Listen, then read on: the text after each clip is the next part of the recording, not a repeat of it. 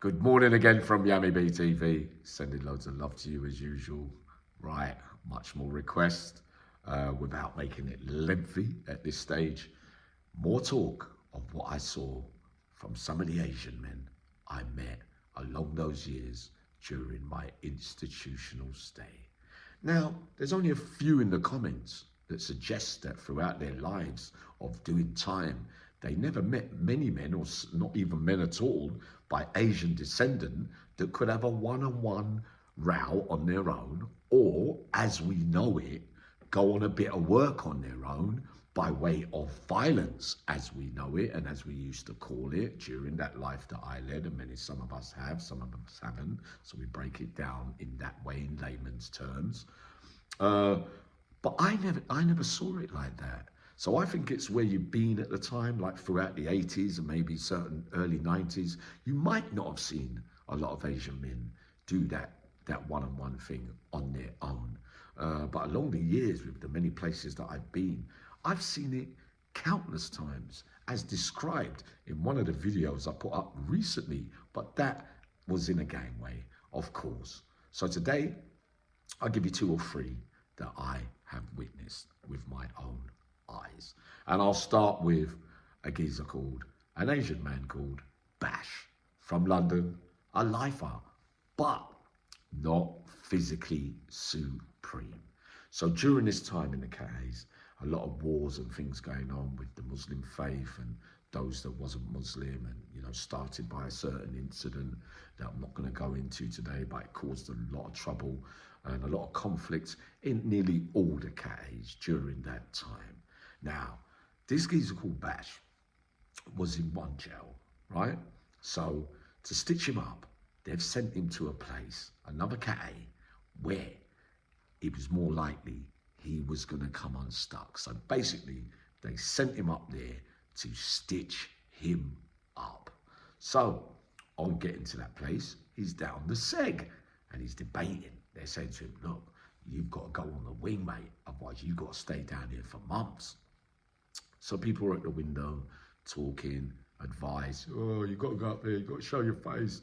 Or some, other Asian men down the seg at that time saying, yeah, go up, Aki, man. Don't worry about that. Just go up there, do your thing, whatever way you do it. And so I'm guilty of being in a place with this same Bash. Can't say his full name, but those that know will know who I'm talking about, right? I was underestimating him. I thought that he could only be good in the gang as well. At that other place I was. What does he do? He goes up on the wing. The wing they put him on is predominantly not Muslim. He goes up there. Within 10, 15 minutes, he gets hold of a homemade knife and stabs 3, 4, 5 people.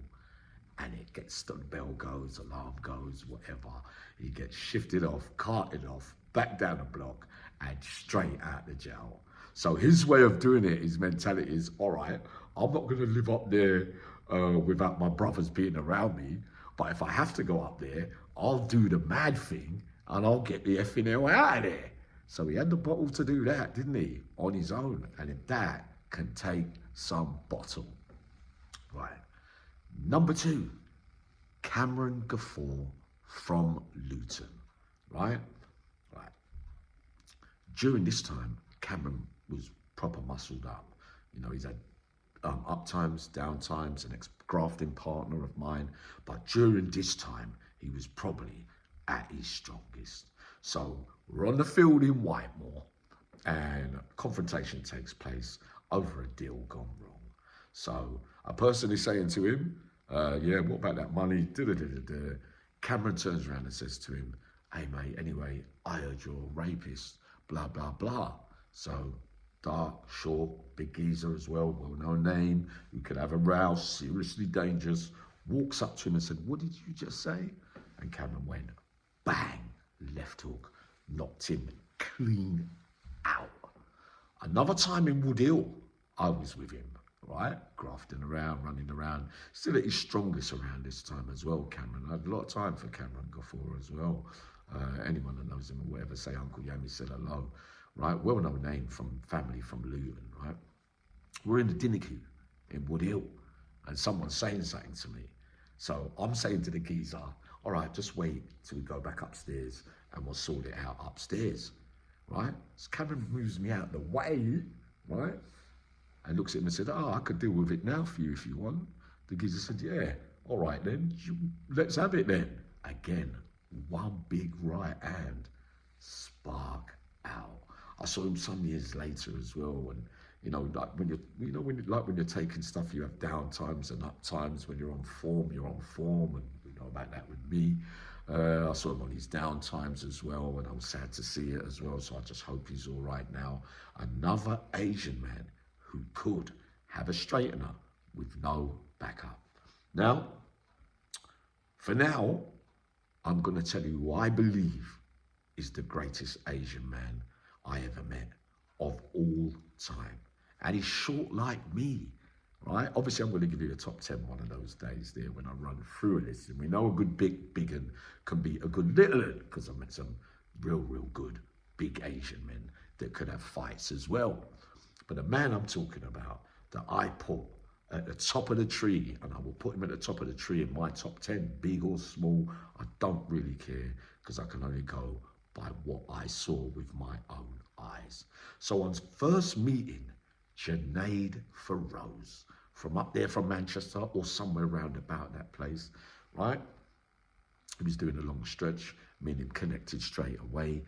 Very true to God and Allah. So now I'm one of the kindest and truest brothers that I ever met in this lifetime.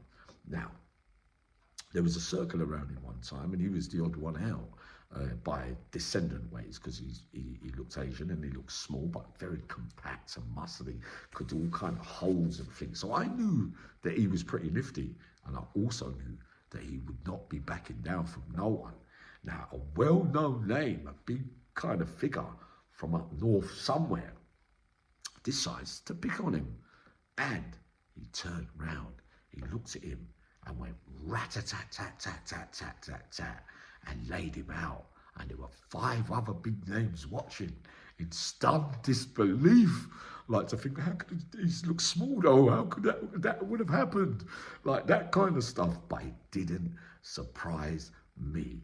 Now and again, I used to go in on him and we used to play fight quite a bit. And he used to get me in them little locks and holds. One time I went in and I kind of got him, where I had that big back and strength. And he said, Yami, how come you're so fucking strong? But that day I just managed to get the arms beneath the things. But the majority of the times it'll be a quick thing, like when you play fighting, a certain man is skilled that way because they train for long periods while they was out. So no, I've got more to say on Junaid Feroz, but no, probably the greatest short man Asian man that I ever met. But I will be putting him in my top 10 when it comes. So sending you loads of love, and I'll be up again shortly, just on the move now.